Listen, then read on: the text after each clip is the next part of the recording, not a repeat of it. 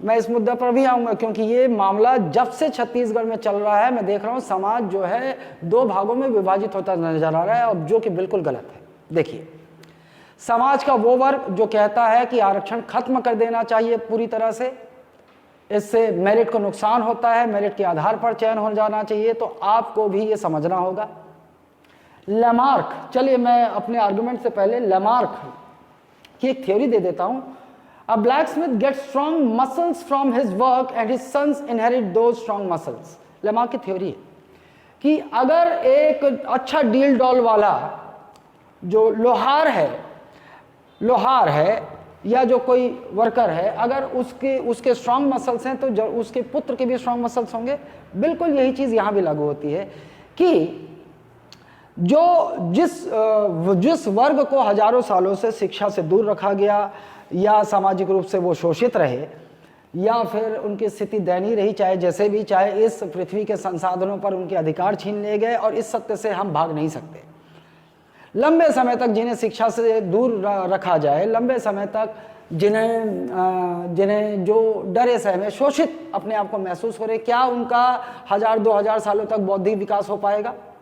जिनको शिक्षा मिली ही नहीं, क्या उनका विकास हो पाएगा? इससे क्या हम इनकार कर सकते हैं कि एक समय ऐसा था कि गलती से अगर कोई वेद रामायण का पाठ सुन ले तो उसके कानों में शीशा डाल दिया जाता था? तो इस तरह का डरा सहमा एक समुदाय जो हजारों वर्षों से शिक्षा से वंचित रहा, क्या उसका बौद्धिक विकास हो पाया है? देखिए, 95% वर्ग उस शोषित वर्ग के ऐसे हैं कि वो सामान्य वर्ग के साथ नहीं कंपीट कर पाएंगे। उस समाज का फिर स्वतंत्रता सेनानियों का जो उद्देश्य रहा, जो लक्ष्य रहा कि स्वतंत्र भारत में जो है ये इस सामाजिक विषमता को दूर किया जाएगा, तो वो कैसे पूरा होगा? संविधान का उद्देश्य कैसे पूरा होगा? सामाजिक समता स्थापित करना कैसे पूरा होगा?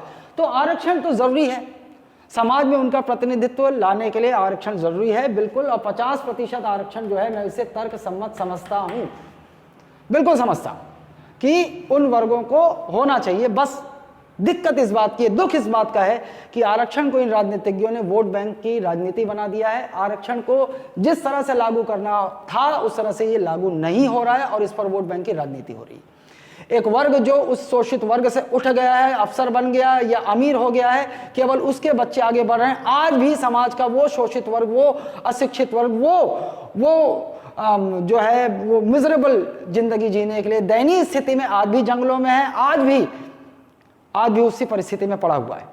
तो उस स्थिति को देखते हुए आरक्षण जरूरी है। बस जरूरत है ये आरक्षण की नीति में बदलाव करने की, और शायद इस मंच पे मैं अभी ये भी कहना चाहूँगा कि सरकार को शायद इस पे एक परिवर्तन करना चाहिए कि जिस वंश में लगातार दो पीढ़ी जो है वो स्थायित्व पा चुकी है, आरक्षण का लाभ पा चुकी है, सामाजिक स्थिति, आर्थिक स्थिति उनकी सुदृढ़ हो चुकी है, उसके बाद क्रीमी लेयर लागू होना चाहिए। ये इसलिए कह रहा हूं ताकि जो अब भी पिछड़े दबे कुचले, जो इतने अति पिछड़े हैं, उनको मौका मिले, और जिन्हें आरक्षण का लाभ मिलता है सरकार उन्हें एक सामाजिक दायित्व सौंपे कि उनकी जिम्मेदारी होगी कि तुम्हें आरक्षण मिला हुआ है, तुम आरक्षण का लाभ लेकर अगर ऐसी स्थिति में पहुंचे हो तो तुम्हारी जिम्मेदारी बनती कि कम से कम एक उस वंचित वर्ग के समुदाय से जंगलों से उठाकर या गांव के सुदूर गांव से उठाकर लेके तुम्हारी जिम्मेदारी है कि उसे वो आरक्षण का लाभ दिलवाए।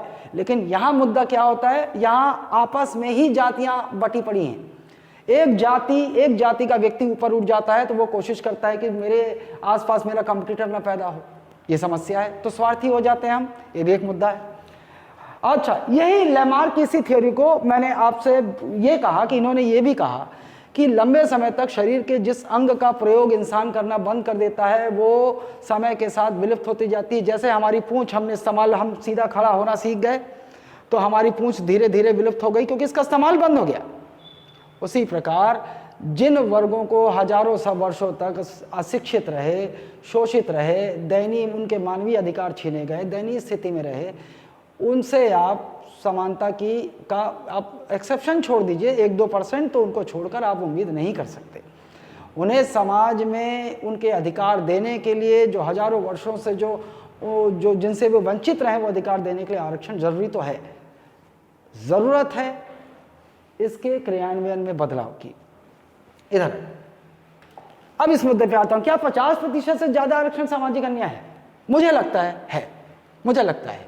देखिए, इसलिए नहीं बोल रहा हूं कि सवर्ण जो है पूरे देश भर में अगर 23% या 25% है तो इनकी जनसंख्या के अनुपात में आज भी इन्हें नौकरी मिल ही जाती है। हाँ, निश्चित तौर पर मिल ही जाती है नौकरी इतनी। लेकिन होता क्या है, देखिए 50% की व्यवस्था में क्या प्रॉब्लम हो रही है, ये समझ लीजिए। अनरिजर्व्ड है और यह है रिजर्व। इसमें SC, ST, OBC हैं, ठीक, 100 पद निकले मान लीजिए। चलिए 50% की व्यवस्था में 50% तो इन्हीं वर्ग के लिए जाएंगे। लेकिन यहां पर जो अनरिजर्व 50 इतने प्रतिशत जनसंख्या के लिए, चलिए इस 50 में से अगर 25 भी अगर सवर्ण पाते हैं तो ठीक है, सामाजिक न्याय है उनके साथ, उनकी जनसंख्या के अनुपात में प्रतिनिधित्व है उनका। लेकिन कई बार ऐसा हो जाता है कि ST के कुछ 2-4 स्टूडेंट जनरल के बराबर नंबर पा जाते हैं, 2-4 यहाँ से, और सबसे ज़्यादा OBC। ये तो आप मान के चलिए कम से कम 20 सीट OBC के वर्ग सामान्य वर्गों के बराबर ले जाते हैं और यहाँ से सीटें कम हो जाती हैं। तो जहाँ तक अगर इनके प्रतिनिधित्व के हिसाब से इतने सवर्णों को अगर मिल जाता है तो कोई बात नहीं है। लेकिन हम इस बात की भी दुहाई तो नहीं दे सकते कि हजारों वर्षों तक जो है जिस वर्ग ने शोषित किया है, कि उस वर्ग को जो नई पीढ़ियां आ रही हैं वो भी जो है वो उसको ताक पे रखकर मेरिट को, अब आप खुद सोचिए कि एक शिक्षक, पहले ऐसा होता था और कई ऐसे इस यहाँ से कई ऐसे छात्र जो है उन नौकरी में पहुंचते हैं जिसके वो लायक नहीं है और उस नौकरी के साथ बिल्कुल भी जस्टिफाई नहीं कर सकते। मेरा मानना है कि एक मिनिमम कट ऑफ भी यहाँ पर तय होना चाहिए एग्जामों में, परीक्षाओं में। कुछ नौकरियां ऐसी हैं, जैसे शिक्षक की नौकरी, गणित के शिक्षक की नौकरी, अगर वहां पर इनमें से किसी वर्ग का कोटा है और वो 100 नंबर के पेपर में 5 नंबर पा रहा है और 5 नंबर पे यदि वो शिक्षक बन जा रहा है तो क्या पढ़ाएगा, क्या न्याय करेगा? ये मुद्दा भी तो सोचना होगा, हमें बैलेंस सोचना होगा। निश्चित तौर पर क्लरिकल जॉब और वो लेकिन कुछ ऐसी नौकरियां हैं जहां पर हम आरक्षण ना दे, ऐसा तो मैं नहीं बोल रहा हूँ। आज भी हमारा आर्मी है जहां पर आरक्षण की व्यवस्था तो नहीं है क्योंकि वहां अलग व्यवस्था है। लेकिन फिर भी एक न्यायाधीश सिर्फ इसलिए अगर वो न्यायाधीश बन जाए कि मान लीजिए 10 पोस्ट किसी वर्ग के लिए है, उसमें से चलिए 8 लोग तो योग्य मिले कि हाँ चलो उन्होंने अच्छा नंबर लाया है, लेकिन चूंकि 2 सीट खाली चली जाएगी और इसके लिए फिर उसके नीचे पता चला कि जो है बिल्कुल उसके नाम मात्र के अंक हैं, तो वो क्या जज बनेगा? इन सवालों पर भी हमें सोचना होगा, तार्किक सोचना होगा, बैलेंस करके सोचना होगा। हम किसी एक मुद्दे पर या किसी पर्सनल स्वार्थ पर नहीं जा सकते। अगर बात ऐसी हो रही तो मैं OBC हूं, मैं आपको बता दूं, लेकिन फिर भी मैं तार्किक ही बात करूंगा, मैं इधर उधर की बातें नहीं करूंगा। मैं राजनीतिज्ञ नहीं हूं कि मुझे किसी को खुश करके वोट बैंक की राजनीति करनी है। मैं न्याय की बात करूंगा, ठीक है? तो ये जरूरी है आरक्षण, जो वो कहते हैं कि आरक्षण जो है बिल्कुल हटा देना चाहिए, बिल्कुल सरासर गलत है। आरक्षण होना चाहिए, लेकिन बस उसके क्रियान्वयन में थोड़े परिवर्तन की आवश्यकता है। और आप लोग जो है, मैं देख रहा हूं कुछ वर्ग जो है वो आरक्षण के नाम पर विभाजित हो रहे हैं। मेरा निवेदन है आपसे कि ऐसा ना सोचें आप, ठीक है? और इन्हीं मुद्दों पर, तार्किक मुद्दों के साथ मैं फिर से आऊंगा आपके सामने जब भी मुझे जरूरत पड़ेगा। मैं आता नहीं, लेकिन छात्र जो है मुझे फ़ोन करते हैं, मैसेज करते हैं और ये इंक्वायरी करते हैं कि सर बड़े चिंतित हैं हम लोग, सर क्या होगा, वैकेंसी निकलेगी कि नहीं निकलेगी, PSC फ्री होगा कि नहीं होगा। तो इसलिए मुझे आना पड़ा है। और सत्य बोलूं तो इस भ्रष्ट कोचिंग तंत्र में जो इस पूरे, न सिर्फ पूरे देश में बल्कि छत्तीसगढ़ में भी व्याप्त है, यहाँ पर जो है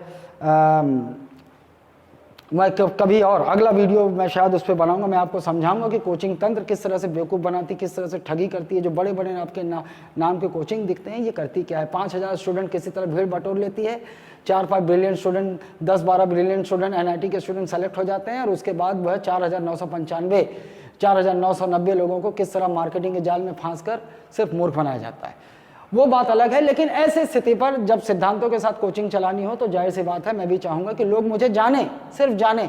वरना आप पता करेंगे इस दुर्ग जिले में मैं ब्यूरोक्रेट चलाता हूँ और मेरे सिद्धांतों, मेरी जो नीतियाँ हैं उसका पालन कोई नहीं करता और ना उनमें मादा है करने की।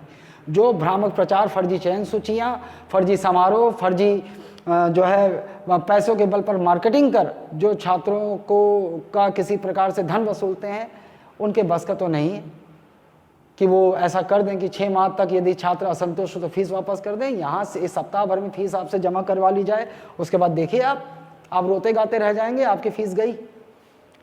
तो मैं अगर फिर से अगले वीडियो में आऊँगा एक फिर से ऐसे तार्किक मुद्दे के साथ, तार्किक विश्लेषण के साथ।